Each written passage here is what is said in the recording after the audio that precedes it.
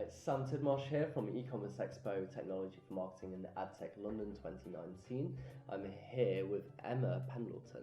You're the Editor-in-Chief at Future Fusion, looking after Canon Europe. First of all, what would you like to play?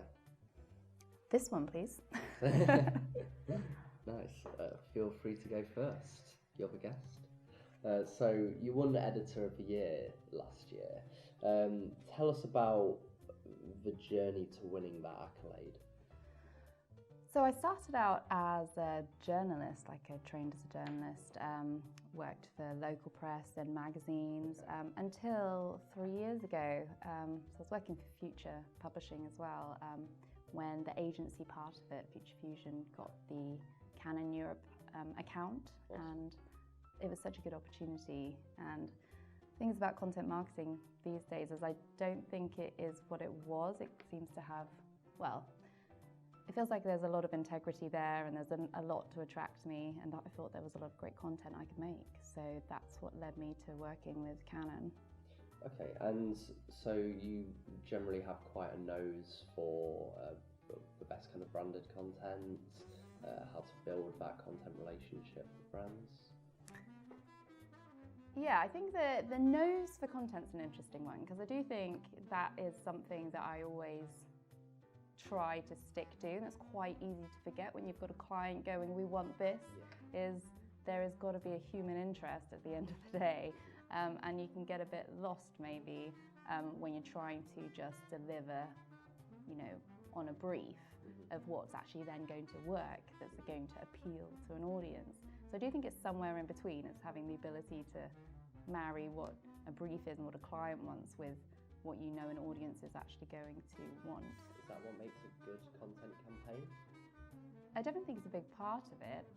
I think you need stats and you need insight and you need data, and you've got to build a campaign based on that. But you do also need to have that element of human interest, like that nose for something that just is appealing, like people want to read. Okay, and I guess you mentioned data. So do you use data-driven insights? Do you use analytics tools? Yeah, I think you can't not now. I mean, and you should. I mean that.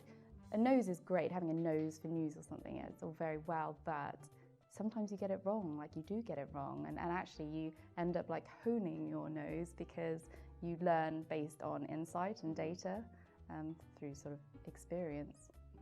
And I guess many people find it quite difficult to manage complex content strategies, multi-platform content.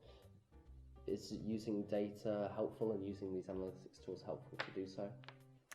Do you mean in choosing what platforms to use on in terms of multi-channel choosing, or do you mean just managing the creation of multi-channel? Both, I guess. I think planning is really where everyone says it's so boring because you probably get exactly the same answers with everything, but I do think it is 90% in the planning stages, maybe not quite so much, but a lot in the planning stages, and it is for that reason.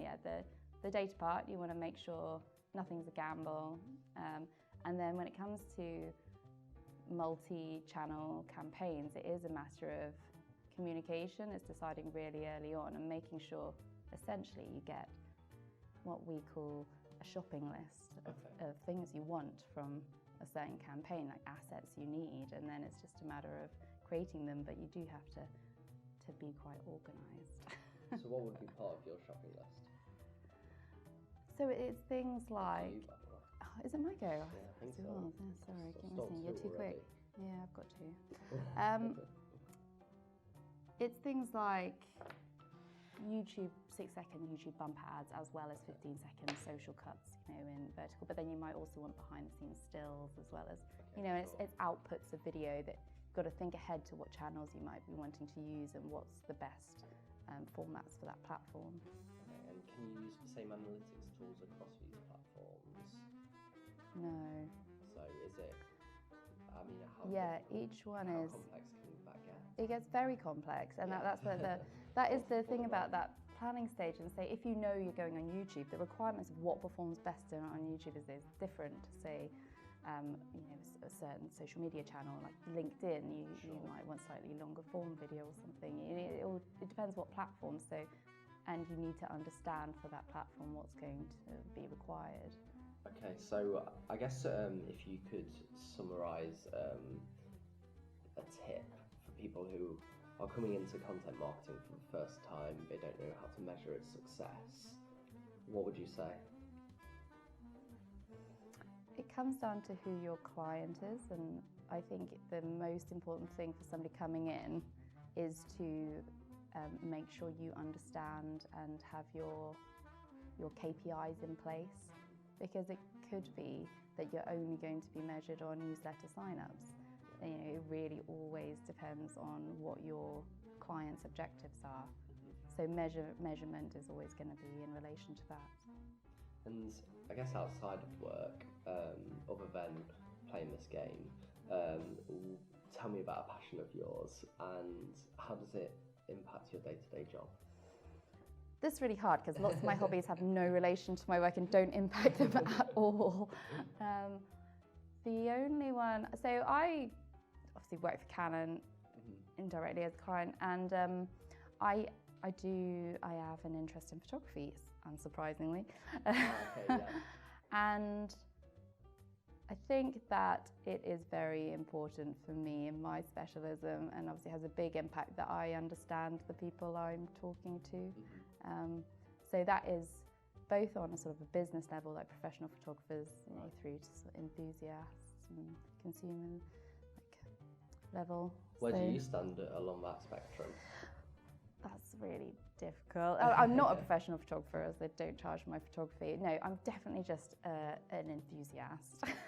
Okay, yeah. And did you stumble into Canon, into this project, or did you choose Canon because, you love photography, I guess? I chose it, but I was editor of Professional Photography magazine before this. Okay. So I had already specialised in photography.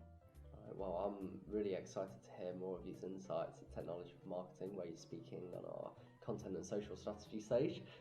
It's a pleasure to have you on board, and Thank I'm really you very excited much. for it. I think it's your turn. Yeah, sorry, keep on stopping. No worries at all, I forget all the time. Get so distracted.